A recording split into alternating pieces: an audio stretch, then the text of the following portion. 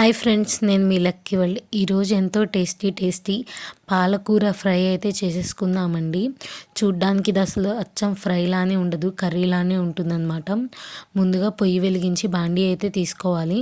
బాండీలో కొంచెం ఆయిల్ అయితే వేసేసుకుందాము. ఆయిల్ అనేది హీట్ అయిన తర్వాత తిరగమాత గింజలు అయితే వేసేసుకోవాలి.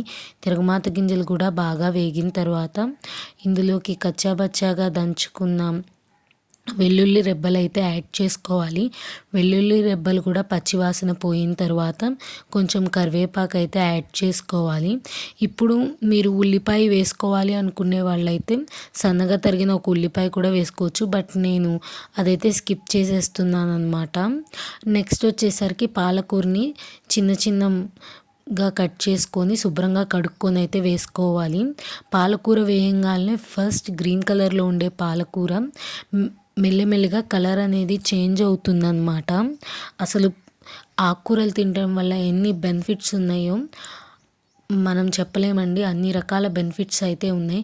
చూశారు కదా, కలిపేకుంది పాలకూరలో ఉన్న వాటర్ అంతా బయటకు వచ్చేస్తుంది అనమాట. ఇప్పుడు ఇందులో కొంచెము పసుపు అయితే యాడ్ చేసుకుందాము.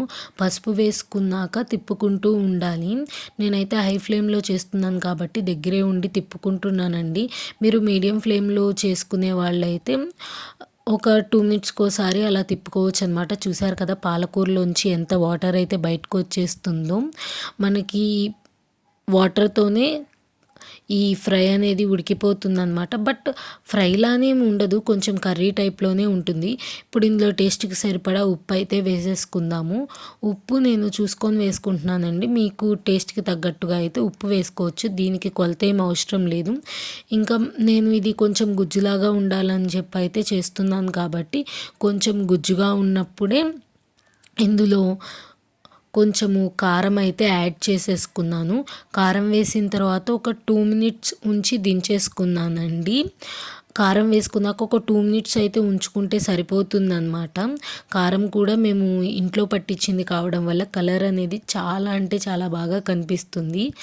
ఈ పాలకూర తినడం వల్ల హెల్త్ బెనిఫిట్స్ ఎన్నున్నాయో మీకు చెప్పనవసరం లేదు. ఎందుకంటే ప్రతి ఒక్కళ్ళు మన డైలీ రొటీన్లో ఆకుకూరలు అనేది యాడ్ చేసుకోవడం చాలా అంటే చాలా మంచిది.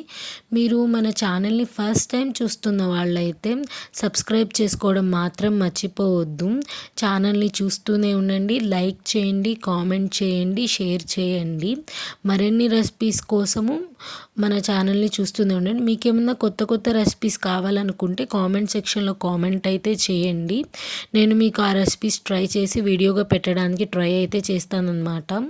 చూసారు కదా, పాలకూర ఫ్రై అయితే రెడీ అయిపోయింది. ఇంకా వేడివేడి అన్నంలో పాలకూర ఫ్రై అనేది వేసుకొని తినేద్దామా? Thanks for watching.